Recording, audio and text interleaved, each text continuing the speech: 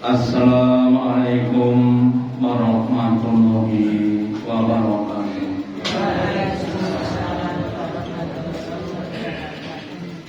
Alhamdulillahilladzi at'amana bi nikmatil iman wal islam. Asyhadu an la ilaha illallah wahdahu la syarika lah wa asyhadu anna Muhammadan abduhu wa rasuluhu la nabiyya wa la rasula ba'da. Allahumma sholli ala Muhammad wa ala ali Muhammad kama shallaita ala ali Ibrahim innaka Hamidum Majid. Wa barik ala Muhammad wa ala ali Muhammad kama barakta ala ali Ibrahim innaka Hamidum Majid. Qala Allahu ta'ala fi kitabihil karim, a'udzu billahi minasy syaithanir rajim. Ya ayyuhalladzina amanu ittaqullaha haqqa tuqatih wa la tamutunna illa wa antum muslimun. Bapak Ibu hadirin yang dirahmati Allah, yang pertama dan utama, marilah kita selalu meningkatkan, menambahi kesyukuran kita, keimanan dan ketakwaan kita kepada Allah Ta'ala dengan menjalankan perintah-perintahnya dan menjauhi larangan-larangannya. Sebagian dari perintah Allah kepada kita adalah untuk berdoa. Kenapa? Karena Allah tahu manusia adalah makhluk yang lemah. Manusia adalah makhluk yang penuh dengan kekurangan-kekurangan. Dan Allah adalah Tuhan dan yang maha kuasa, yang maha kaya dan maha segala-galanya. Sehingga hampir setiap orang itu akan berdoa kepada Allah. Akan tetapi kalau kita cermati, ada doa yang dikabulkan, ada yang ditolak. Kalau kita ibaratkan dalam sebuah dikatakan bahwa ad-du'a'u silahul muslim. Doa itu adalah senjatanya orang Islam. Nah, senjata itu ada yang tajam, ada yang ketul. Doa itu ada yang istijabah, ada yang tidak istijabah. Nah, kemudian kalau doa kita tidak istijabah, terus bagaimana usaha kita? Nah, kalau kita ibaratkan senjata, ya senjatanya perlu untuk diasah supaya tajam. Dan juga kita perlu untuk mengasah doa-doa kita supaya doa kita bisa menjadi doa yang mustajabah atau diijabahi oleh Allah. Maka pada zaman malam ini saya akan menyampaikan materi dengan judul memustajabkan doa, dengan harapan kita bisa melakukan berbagai macam hal yang dapat membuat doa kita mustajabah. Kita awali dari perintah Allah kepada kita untuk berdoa, dan doa itu adalah ibadah, dan justru Allah murka, Allah tidak suka kepada orang yang tidak mau berdoa. Berdasarkan pada firman Allah di surat Mu'min atau surat Mu'min, surat yang ke-40 ayat yang ke-60, Allah berfirman, wahai hambaku, wahai orang-orang yang beriman, ud'uni astajib lakum, mendoalah kamu, mintalah kamu kepadaku, astajib lakum, aku akan mengijabahi kepada kamu. Aku akan mengijabahi doa-doamu. Innal ladzina istakbaru an ibadati, sesungguhnya orang yang takabur, yang sombong, yang tidak mau berdoa kepadaku, sakuna janama dan akan aku masukkan ke dalam neraka dan dalam keadaan orang-orang yang ini. Dengan ayat ini menjelaskan bahwa justru Allah memerintahkan kita untuk banyak-banyak berdoa. Beda dengan manusia, bahwa kamu jangan sok jaluk karo aku. Kenapa? Karena manusia punya rasa pelit, punya rasa yang jenuh. Maka semakin banyak kita berdoa, justru Allah akan semakin senang kepada kita. Sebaliknya orang-orang yang sombong gak mau berdoa, mau saja Bapak Ibu, ada orang yang salam lepat. Salam lepat itu maksudnya salam sholat kemudian lepat, orang dungo, orang dikir dan sebagainya. SMS singkat-singkat saja, padahal bukan lepat. Nah, orang-orang yang tidak mendoa itu diindikasi sebagai orang-orang yang sombong, rumongso tidak butuh kepada Allah, justru Allah murka. Bahkan Allah akan memasukkan mereka ke dalam neraka. Terus kemudian Nabi bersabda, doa huwa ibadah. Di dalam doa itu sendiri itu merupakan bagian dari bentuk ibadah. Sehingga seandainya kita berdoa berarti kita sudah beribadah. Sehingga seandainya tidak dikabulkan sudah mendapatkan suatu pahala karena sudah beribadah kepada Allah. Sehingga untuk itu doanya kita tambah, kita berusaha untuk menambah apapun yang kita butuhkan. Jangan hanya pada masalah urusan dunia. Harta ya silakan ya Allah, berilah kepada saya harta yang banyak, yang barokah, mencukupi untuk kebutuhan keluarga saya dan untuk ibadah monggo ya. Minta kesehatan jasmani rohani, minta kedamaian, keselamatan, tapi juga perlu minta untuk hal-hal yang merupakan yang utama. Minta diberi kesabaran. Allahumma afrik alaina sabro, ya, yang belum sabar, yang belum istiqomah minta istiqomah, yang belum punya rasa mujadah minta mujadah dan sebagainya. Jadi termasuk sifat-sifat baik yang kita belum mampu, monggo didoakan kepada Allah.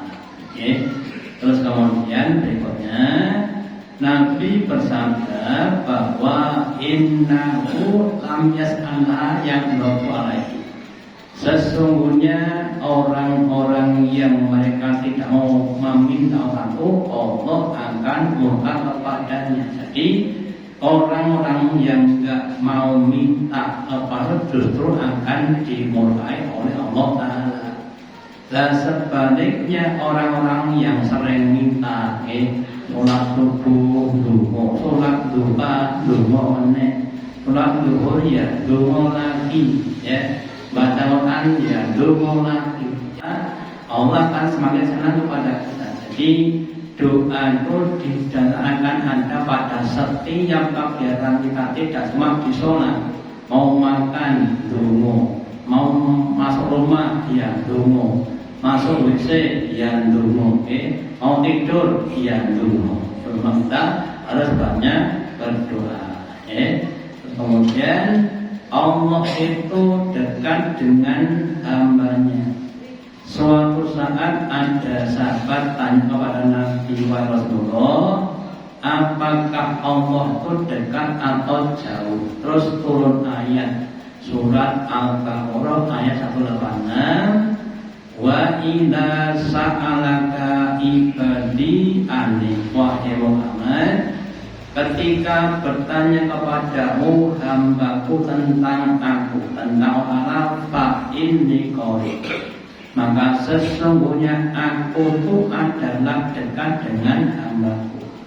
Bahkan dijelaskan nanti bahwa Allah itu lebih dekat kepada kita dibanding dengan urat leher. Jadi kita punya leher ada uratnya nempel. Lah Allah itu lebih dekat dibanding dengan urat leher kita. Uji pudak watan ta'idatan aku Allah akan mengijabai doa hambaku ketika dia berdoa. Nah kalau tidak berdoa ya tidak dijabai, wong tidak berdoa. Semakin banyak berdoa akan semakin diijabai oleh Allah Ta'ala. Lakukan falyastajibuli, maka hendaklah dia istijabah kepadaku.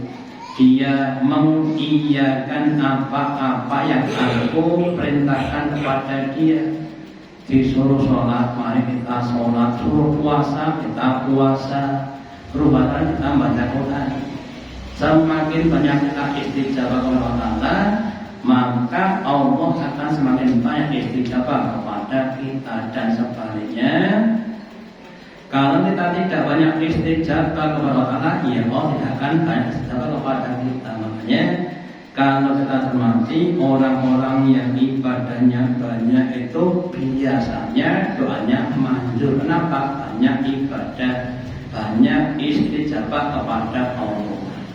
Kemudian wal yu'minu bi, danlah dia percaya kepadaku terhadap apa-apa yang aku berikan kepada dia. Kita minta supaya rezekinya lancar, malah dikasih sempit lagi. Karena enggak tuh. Nah, betul. Jangan lupa rezeki longgar kok malah diparingi sempit. Jadi besar sugih pengaruh atau kita. Ya. Karena tahu kan yang maha alim. Nek model kaya kowe tak sugih malah ora tau nang masjid mangane tak sugih. Ini orang sana orangnya nggak ada. Lah, nggak percaya. Yang namanya orang sakit itu yang diminta Allah Bapak Ibu. Sing disuwono, wong lara sing disuwono. Hari ya. Tapi kadang-kadang Allah berfirman, kamu belum waktunya sembuh. Sembuhmu tahun depan. Ya. Kenapa dosamu masih banyak? Biar tak hapus sekalian. Biar kamu tetap berdoa, ya. Maka kita mendoa ya belum dikasih sembuh.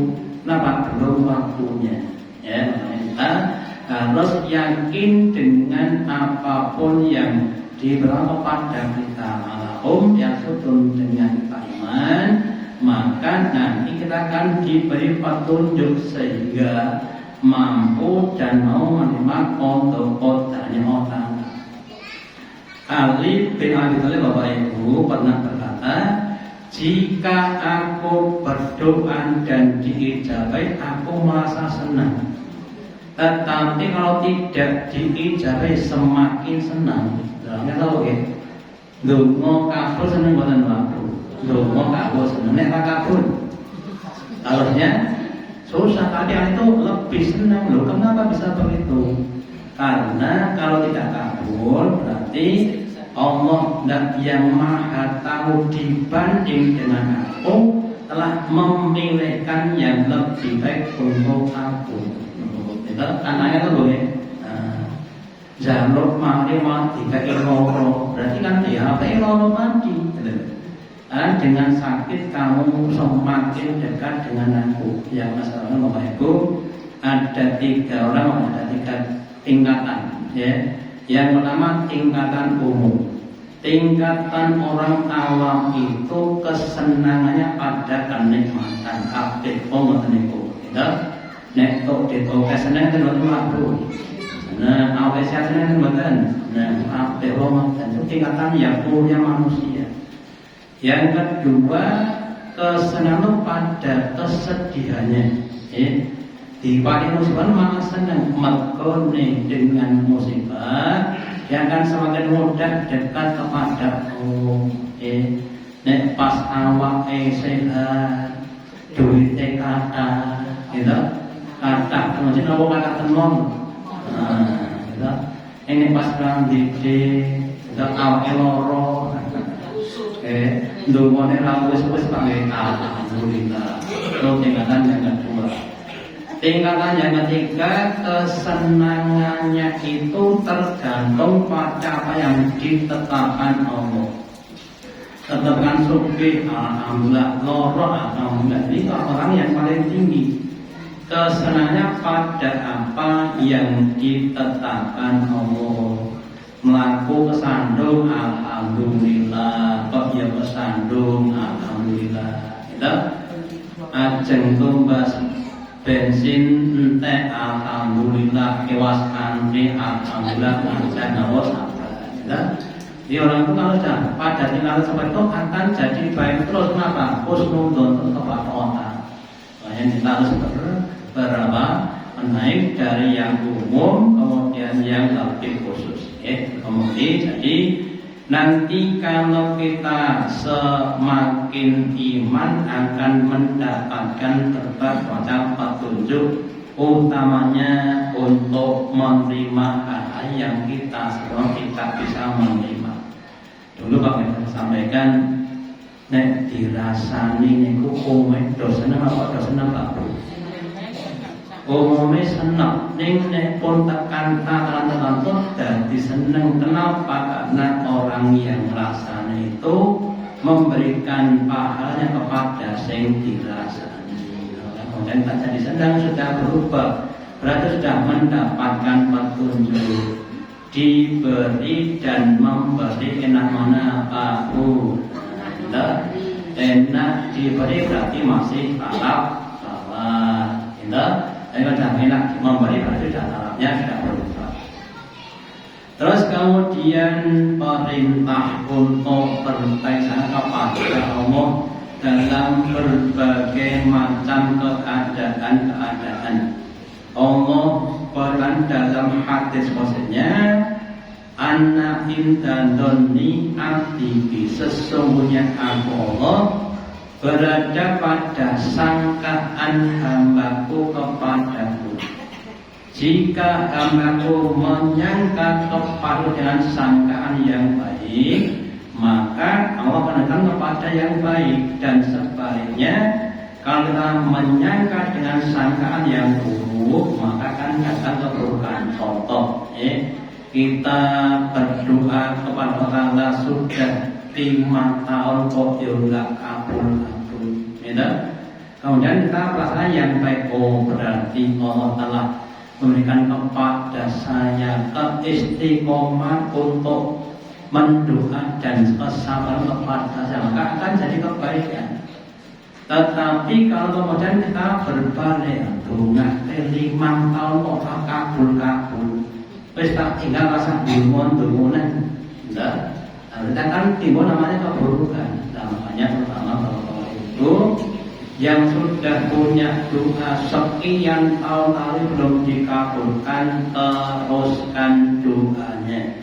Doa itu sebagai bentuk ijabah, kemudian bentuk ibadah, dan kemudian Allah akan mengganti dengan yang lebih baik.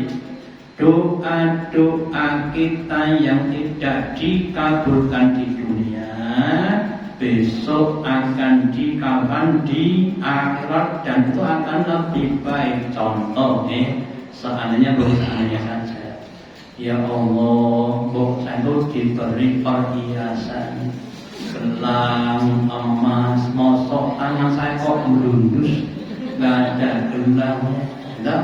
Mana sudah 30 tahun nggak pernah ada gelang emas, adanya cuma gelang karet gitu. Maka besok di akhirat akan diberi 3 perhiasan, emas, perak, dan permata. Senin pakai emas, Selasa pakai perak, Rabu pakai berlian, Kamis pakai emas, Jumat pakai perak, Sabtu pakai, hari akad dipakai semuanya. Alhamdulillah. Nggak usah putus asa dalam mendoa kepada Allah. Kita harus berhusnudon kepada utamanya ketika doa kita belum diijabahi. Termasuk juga saya dan yang masih diberi sakit itu harus banyak berdoa. Boten sampun sasa nyuwun mari alhamdulillah. Doa adalah salah satu amalan untuk memuliakan Allah. Dari Nabi bersabda, laisa sa'un akrama Allah subhanahu min du'a.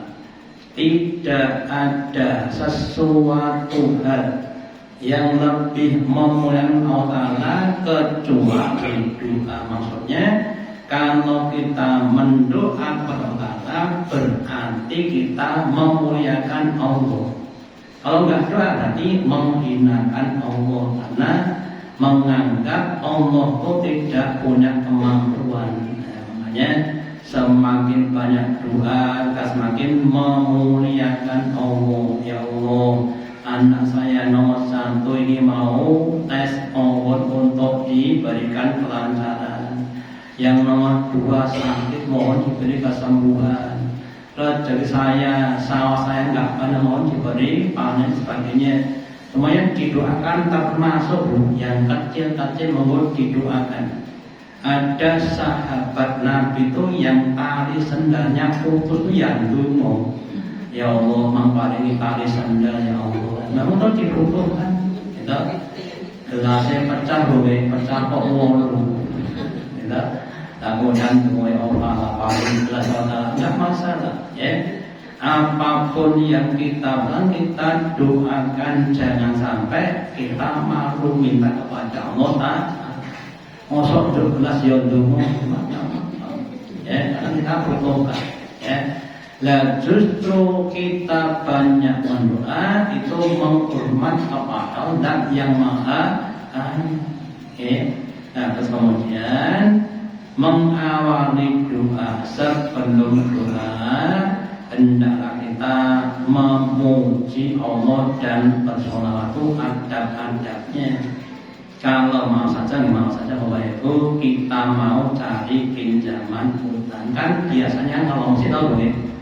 Assalamualaikum, waalaikumsalam, monggo, Pak, badhe sowan, badhe silaturahmi.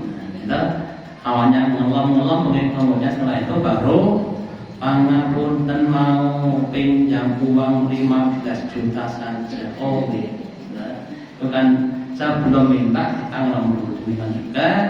Nabi bersabda, "Idza shalla ahadukum", jika mendoa seseorang kamu, payahda pitam citi robihi azza, maka hendaklah memulai dengan memajikan, memuliakan Allah dengan ucapan alhamdulillah. Wasanai alaihi, dan kemudian menyanjung atasnya.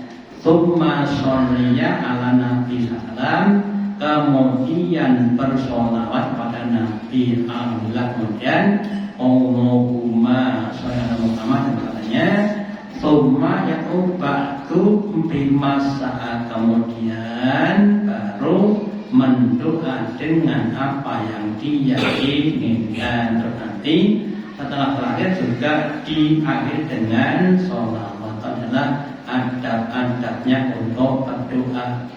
Bahkan ada juga yang menambahkan sebelum kita sholawat atau setelah sholawat kita juga beristighfar. Bahkan di dalam surat Nuh, ketika Nabi Nuh mengajari kepada umatnya supaya banyak istighfar.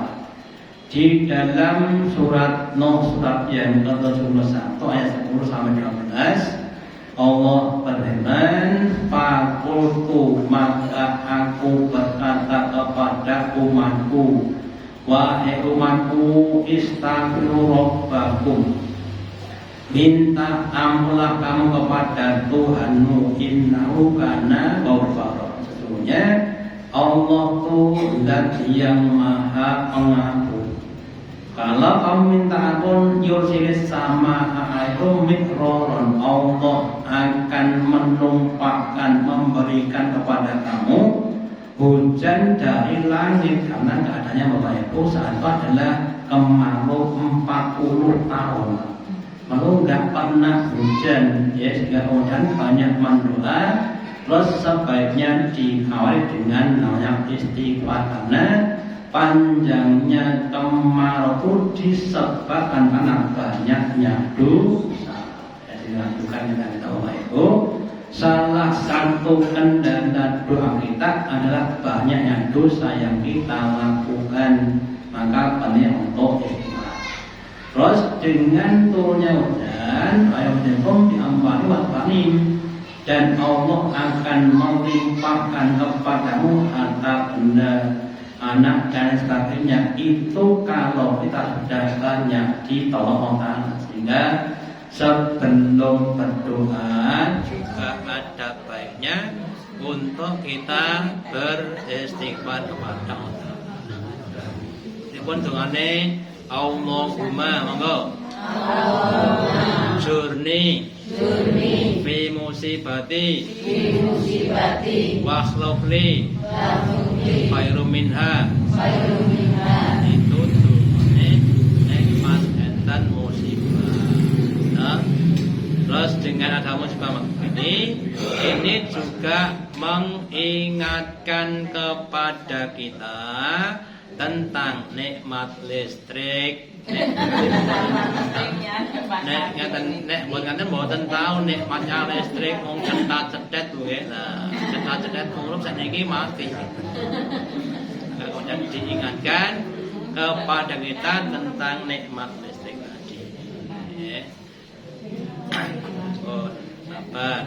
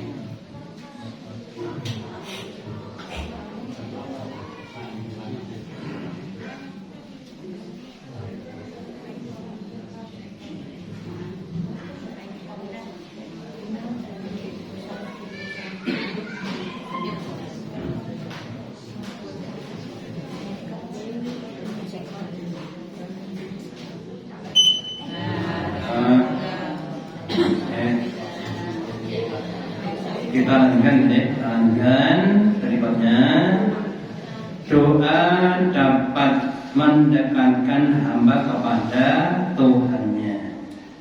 Kalau kita banyak berdoa berarti banyak dekat kepada Allah. Sebaliknya kalau enggak banyak berarti kita jauh dari Allah. Suatu saat ada orang yang bertanya kepada Abi Bakr Al-Walidi, wahai Abi Bakr, alimni syai'an, ajarkanlah kepadaku sesuatu yang yuqarribuni illallah, dapat mendekatkan kepada Allah. Ayat boleh minanas dan dapat mendekatkan aku kepada orang lain.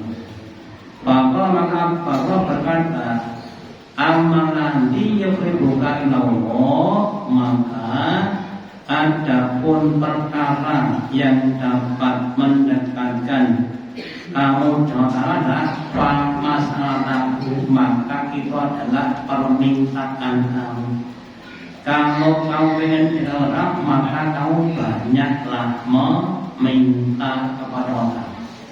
Wa amani yuqribuka minan nas, dan adapun yang dapat mendekatkan si kamu kepada manusia adalah fataka ma'ata, yaitu kamu meninggalkan minta kepada manusia.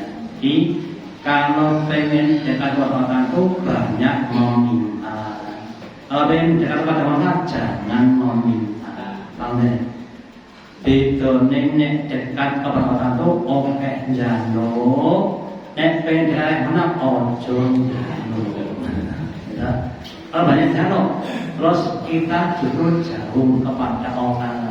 Dan contohkan, A dan B kakak beradik kita jadi. Aku orangnya kaya, dia orangnya miskin. Senin jaluk bantuan ke 5 yuto, Selasa jaluk mana? Ke 3 yuto, Rabu jaluk ke 1 yuto.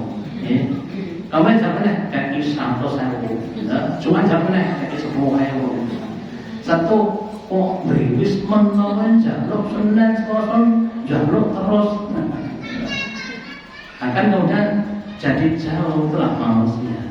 Kali Allah Senin subuh jaluk, Senin duha jaluk meneh, Senin duhur sedina jaluk pengono lagi buat masalah. Sebulan jaluk pengono 230 buat masalah.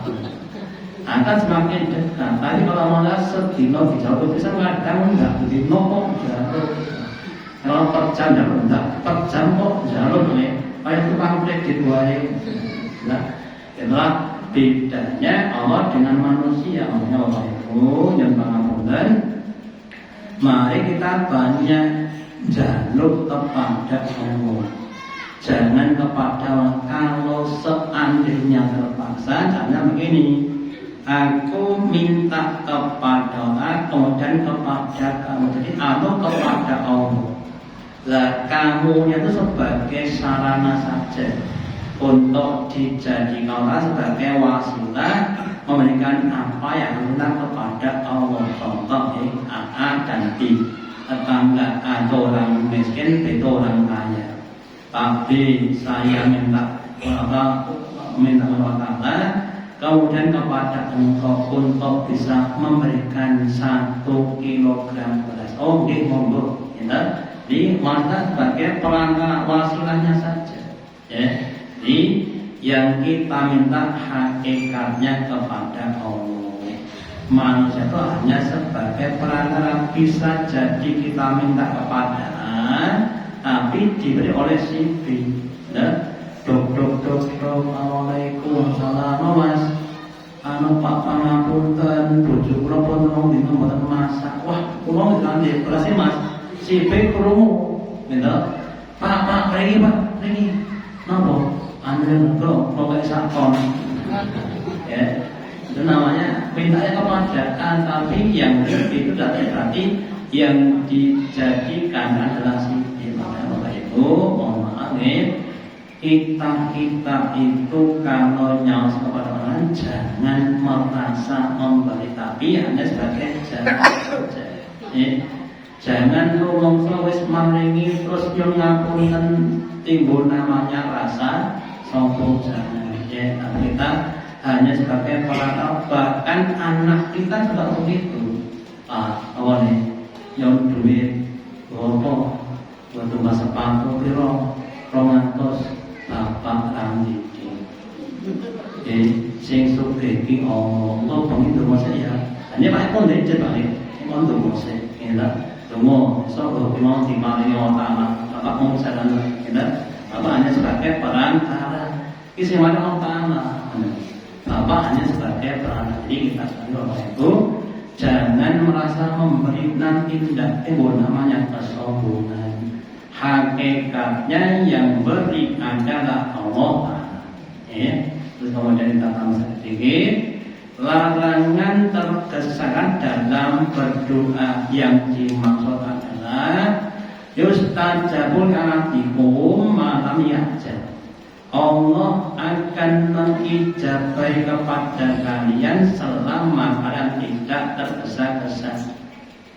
Terus ditanyakan tentang lagi, yaitu orang yang dia mendoa belum diijabah kemudian dia berhenti berdoa, namanya orang yang tergesa-gesa minta sembuh dari sakitnya, terus sudah mendoa 5 tahun kok belum disembuhkan, kemudian berhenti, pada namanya orang yang tergesa-gesa. Ijabah itu 5 tahun pun yo seminggu, tapi kan doa ya wes, kemudian tidak diberi kesembuhan. Jadi kita lagi jangan tergesa-gesa dalam berdoa. Karena saya sampaikan, seandainya doa kita tidak dijawab di dunia, insya Allah akan dijawab besok. Dan jadi kembali pada judul kita, supaya doa kita mustajablah. Yang pertama tadi, kita harus mendoa diawali dengan memohon Allah, bersolawat, kemudian kita istighfar dan tobat, kemudian yang berikutnya kita harus sabar, karena Allah yang maha bijaksana. Kapan akan dikabulkan sesuai dengan apa yang ditetapkan Allah, bukan apa yang kita inginkan. Kemudian juga nanti kita harus banyak menunaikan amal kebaikan sehingga biar makomnya semakin tinggi. Lah orang-orang yang makomnya tinggi, insya Allah akan lebih mustajab doanya. Sebaliknya orang yang makomnya masih rendah, ya nanti sulit untuk doanya dikabulkan. Kemudian harus husnudon kepada Allah, apapun yang ditetapkan itu adalah untuk kebaikan kita, bukan untuk keburukan kita. Kemudian nanti hindari dosa-dosa besar, terutama musyrik, terus kemudian dosa kepada orang tua, termasuk amal-amal yang menjadikan doa kita tidak mustajab pula. Sebaliknya yang bikin mustajab adalah kita banyak berbakti kepada orang tua kita, insya Allah akan menjadikan kita sebagai lebih mustajab. Demikian yang saya sampaikan, semoga ada manfaatnya. Allahumma taqabbal minna innaka antas samiul alim wa tub alaina innaka antat rahim. Kita dengan